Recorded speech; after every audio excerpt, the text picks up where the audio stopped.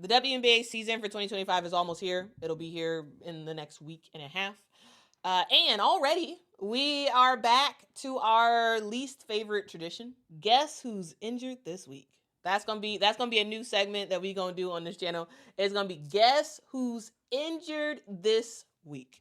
Because there's a lot of players injured. There's a lot of players injured. So let's kind of go through. Let's go around the league and check in on the current state of the walking wounded. Okay, and that's not funny. The injuries are not funny, but like I thought that was a funny pun, like The Walking Dead, but The Walking Wounded. Sometimes I feel like my jokes are dumb, but I say them anyway because I think they're funny to me. Okay, let's talk about injuries. All right, and we first want to start in alphabetical order. So let's talk through the Chicago Sky actually don't have any injuries to report. But the Connecticut Sun, right off the bat, they do have 2 players down already. Aneesa Morrow and Diamond Shields are out for Connecticut's preseason game. And we have some good old-fashioned undisclosed injuries. So we do know from a local reporter in Connecticut that Aneesa Morrow was not practicing in one of the practices this week, and there is an undisclosed injury. What exactly that is, we don't know, but it could just be rest. It could be something else. We don't know. But Aneesa Morrow and Diamond Shields have both been ruled out of Sunday's preseason game against Seattle. Why? We don't know, but undisclosed. We don't know. Anyway, let's move on to a player that we actually do know what happened to her, and that is the Dallas Wings' Ty Harris. So Ty Harris is ruled out for Dallas's preseason game tonight, and that is due to a left knee injury. So Ty Harris is injured. It is her left knee, and she has been ruled out. There is an estimated return of sometime in the next week and a half, but we'll see. We'll see what happens from there. And there's a lot of talk about Ty Harris maybe being the starting point guard for this team, or coming off the bench for this team. Who knows? But Ty Harris being hurt for this brand new Dallas Wings roster is not great, especially because she's just a great leader that will not be on the court to start. Now, again, she should be back somewhat soon, but that's just something to note. Okay. Also, with the Las Vegas Aces, we have Dana Evans, who is hurt. We also have Megan Gustafson, who is hurt. And we have Cheyenne Parker-Tyus, who is pregnant. All right, so for Dana Evans, she has a left knee injury, and she has been ruled out. She has been ruled out of the Aces home opener tonight. Hopefully she's there in attendance at the game. However, she will not be playing. There is an estimated return of May the 6th. At least that's what ESPN is projecting for her return date. And we'll see what happens on that front. Megan Gustafson is also another player who was announced injured. She does have a left lower leg injury. And she has been ruled as out indefinitely for Megan Gustafson. All right, so Dana Evans, knee injury, should be back soon. Megan Gustafson, out indefinitely. And her injury is a left lower leg injury, out indefinitely. And Cheyenne Parker-Tyus, as I said earlier, she's pregnant, so of course she's not playing. She's not playing with this team, and she may be back by the end of the season, maybe not. We'll see. We'll see what happens on that front. The Las Vegas Aces are not defending champs anymore. However, they are still trying to hunt for the championship again, and having players like a Dana Evans, Megan Gustafson out does kind of hurt things a little bit, because this is the time where we see coaches kind of figure out rotations, figure out, okay, who to put in when, like what players work best together. And then when you have sort of borderline bubble players injured, it makes it a lot harder to, one, see who makes the roster, first up. And two, even if these players do make the roster, which I'm not saying they won't, but, even if they do make the roster, they may not have significant playing time because you haven't been able to work through all the kinks through training camp and through preseason games, which is why I actually think this is very important, because this is not that important for like the big head honcho players, but this is a huge deal for these sort of lower tier role players who will not have that opportunity to kind of work through all the kinks. Okay. All right, let's continue on. We have the LA Sparks next, and their number 2 pick from last season, Cameron Brink, is still out. Remember, guys, she tore her ACL. She played about 15 games last season before she ended up tearing her ACL. And of course, she's been out since then. Luckily, she has a podcast where she tells us she updates us on what's happening. So she's better, right? She is working out. She's doing some stuff. But she's not 100% ready to play just yet. And it looks like June is going to be the timeline of when Cameron Brink will return. So estimated return, June for Cameron Brink. She is still recovering from the ACL tear from last year, all right? Again, ACL tears are like, they're not good, right? and players will be out for a while. So even though the injury happened last season, it still takes time to get back from injury. So that is about that's what's happening with Cameron Brink. All right.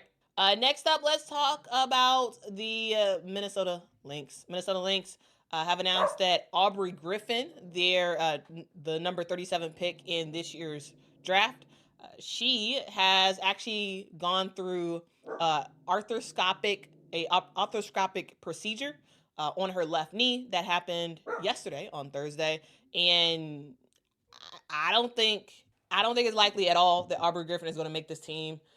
I didn't have her making it before, but anyway, yeah, that's Aubrey Griffin. She did just have a procedure, so I am hoping and praying for the best for her and that surgery, and that the rehab goes well and all that good stuff. But I do not see her on this team come the regular season starting. So that's that. All right, next up, let's talk about the New York Liberty. I'm going to skim through them real quick because I actually want to talk about them a little bit more in the next segment. But for the New York Liberty, Breanna Stewart is listed as day to day, I should say, with a knee injury. And she has been limited in training camp so far. Remember, guys, Breanna Stewart did go through surgery after the Unrivaled season was over in March. And yeah, could she have gotten this injury during Unrivaled? Possibly. Did playing in Unrivaled lead to her waiting longer to get that surgery? Yeah, I think that's fairly easy to say yes to that. And so, yeah. Now we follow that bad news up with some more bad news for the New York Liberty, as Betnijah Laney-Hamilton, she had surgery as well in March due to a injury that happened in Unrivaled. She had a surgery to repair a meniscus injury, and she's expected to be sidelined for several months. So it's not likely that we will see Betnijah Laney-Hamilton back until probably August, which, again, these are the defending champs you're talking about. It's going to be a lot harder for them to defend their crown when 2 of their big players are injured. All right.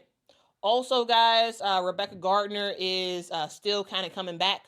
Remember, guys, she has suffered a previous Achilles injury, and she is just working her way back with the New York Liberty. All right. Next up, let's talk about the Seattle Storm. Mackenzie Holmes is working herself back from last year's injury. She is on day by day. Day to day is her status. And I can't wait to ultimately see a fully healthy Mackenzie Holmes try to make some stuff happen in the WNBA.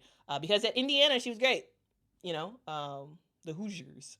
And now we'll see what she can do with the Seattle Storm. Now, Seattle Storm, also, they have 2 other players who are out for the season, and that is Nika Mule and Jordan Horston. Both of these players tore their ACL in the offseason for, overseas play, right? So Jordan Horston was playing in Athletes Unlimited, and Nika Mule was playing over in Europe.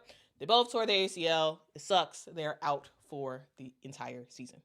Next up, let's talk about Georgia Amoore. Georgia Amoore, I talked about it yesterday. She has torn her ACL. She tore it in training camp for the Mystics, and she is out for the season.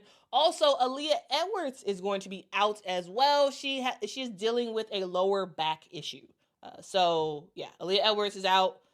She should be back in maybe a week or so, but she is out for right now with a lower back injury. So she will not be playing in the Mystics for preseason and whatnot. She will not be playing. So those are the injuries that I know about. Those are the injuries that I know about when it comes to the WNBA. Now, I did not even list everybody's photos on here, but for a small league, everybody's hurt. It's just like it's a thing, and I wanted to talk about it. I really wanted to talk about it. Yeah, it's a severe thing that is not the best, but it is what it is. Injuries happen in the WNBA. Injuries happen in sports, and it sucks, man. It absolutely sucks. But it is what it is. It is what it is. Let's see what you all have to say in the comments, and then we'll talk specifically about New York in just a hot sec. Okay. Jay says, what's with the bad news? You're depressing us on day one of preseason, ? I mean, this isn't day one of preseason. This is the first preseason. We're going to see the first preseason games. Yeah. So is this depressing? I don't know. I mean, this is just reality, guys. I don't know. It is what it is. It is what it is. Tisha says, I wonder who pays for medical and recovery for injuries that occur outside of the WNBA season, the W or Unrivaled or International. Let me get back to you on an answer to that, because I read an article talking about the difference between talking about Unrivaled and the sort of insurance policy that they had, where they would pay the salary. I don't want to misremember, so I'm gonna go back to that. I'm gonna go back to that article, and I'm gonna kind of summarize it, and then I will tell you guys about it. But I believe that the Unrivaled did have insurance policy stuff in place, whereas I don't think Athletes Unlimited did. Don't quote me on that. I will double check, but I don't think they did. And for Europe, it depends. It depends on what team you're on. So yeah. Anyway. Timeout Sports says, comments act like people made them do Unrivaled. I mean, players decided to do Unrivaled. They decided to do Unrivaled. It was their choice. And there's nothing the WNBA can do about it, because, it is what it is. Emmanuel says that graphic is basically a whole WNBA team. It is. And I'm laughing, but because it's just how wild that is. But like, it's actually not. It's really not funny, like the injuries and whatnot. But it's life. It's sports. It is what it is. That's my phrase a lot of times. Eric says the WNBA needs to invest in Costco level quantities of bubble wrap. That is hilarious. That is hilarious. William says, wow, Quita, the title of this is horrible, and it's pretty accurate. Yeah, it is. That's why I named it that, because yeah, this is not a great look. Not a great look at all. But it's the reality of professional sports. It's the reality of the WNBA, because these players are basically playing year round, right? If they're a rookie coming into the WNBA, they've basically been playing year round, because you got summer workouts for college, and then you go straight into the fall for basketball, and then you're playing through the fall up until, if your team is really good, up until March. And then you take maybe a week or two off, maybe. Then you get drafted. Then you're flying off to where you've been drafted at, and then you immediately start training camp. And so, like, there is a lot of constant play, and sometimes your body just needs a rest. And these injuries happen. And then for players who play overseas, or they're playing in Athletes Unlimited, or they're playing in Unrivaled, injuries happen. They happen. They absolutely happen. And this is the reality of the WNBA, because players are playing overseas. All right? Because players are playing overseas, injuries happen. Right?